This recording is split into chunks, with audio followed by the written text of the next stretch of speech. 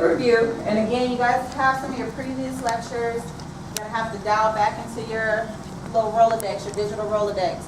Dr. Perry gave you guys a useful PowerPoint your first year. Second year gave you kind of like a review PowerPoint, talked about some of the abdominal structures. And then now third year, you guys are going to get it for the third time, right? So now we're going to spend a little bit more time to understand that in the moment, especially first and second year, that's where we're living.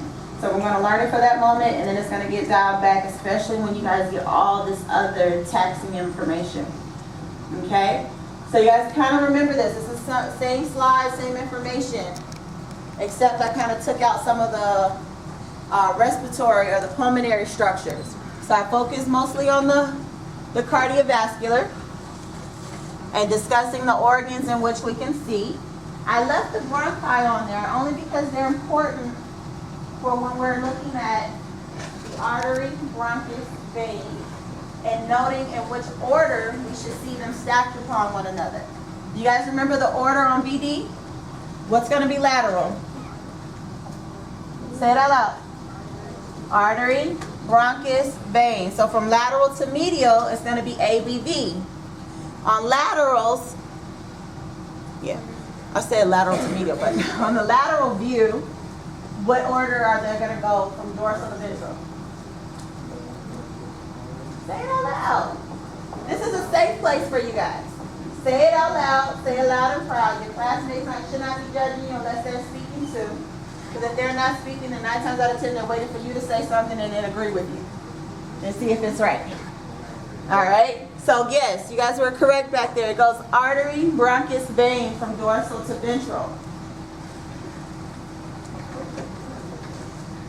All right, so there goes my little labeling that I did. And so these are some of those important structures in which we're looking at. Can everybody make out this star? No, it's kind of small. But that star is right over the cardiophrenic ligament. Okay? Remember we talk about landmarks when we're dealing with radiographs. You want to look for some of your known landmarks, the things that aren't going to necessarily be moved or displaced by anything abnormal per se. Okay? Or if we know they normally sit in a particular area, that when anything is displaced, we can kind of correlate it to what's being abnormal in that area. So some of our stationary things like the vertebra, the ribs, the intercostal spaces, the sternobra, even the diaphragm, okay? We always look at those in correlation. It's something to compare to.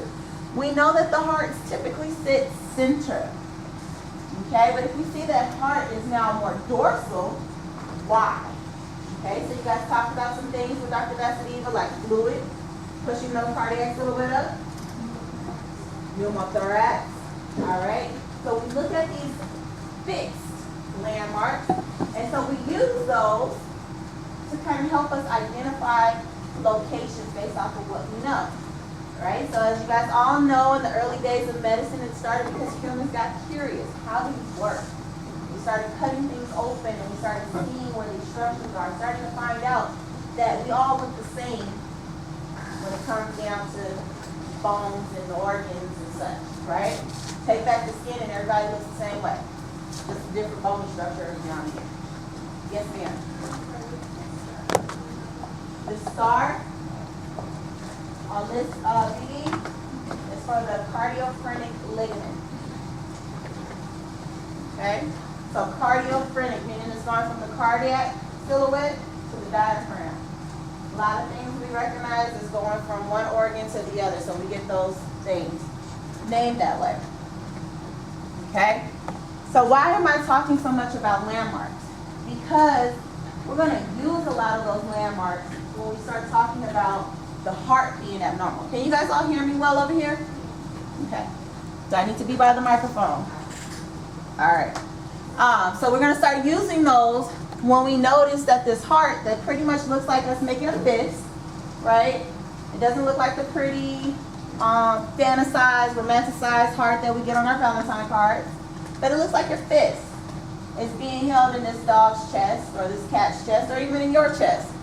Okay? And so we want to recognize where it typically sits, because when we start seeing changes in this normal, changes in what we believe are the repeated normals that we see, that's been represented through the literature, that's when we start developing what's abnormal and where our diseases go from there. Okay? All right, so let's start moving.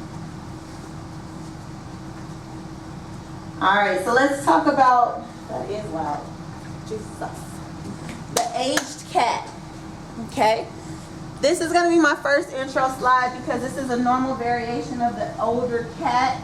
However, there is sometimes, some literature will cite that it is associated with some type of endocrine dysfunction or abnormality. But what you'll see is this very prominent aortic arch in some of our older cats. And you'll see a knob on the VD. All right, so you may see what we call a wavy or undulating, meaning it's just another word for wavy, kind of going around there. And look, I got some animations. Where'd it go? Oh, there it goes. Oh, this sucks. It was so like smooth and pretty. So I learned how to do this one time, and it took me forever to figure it out, but I figured it out. So this is what is zooming in on this area of the aortic arch. You guys see it kind of coming out? And it looks almost as if you have one of those little light bulbs with a hook. Maybe? Yeah, I'm gonna point it out. Because I'm look, you gotta put your imagination. Monday, Wednesday, Friday at 10 o'clock, y'all gotta change your brain to an imaginoscope. And y'all gotta pretend to see these shapes in the clouds with me, okay? All right, so we saw the heart here. And if you follow this out,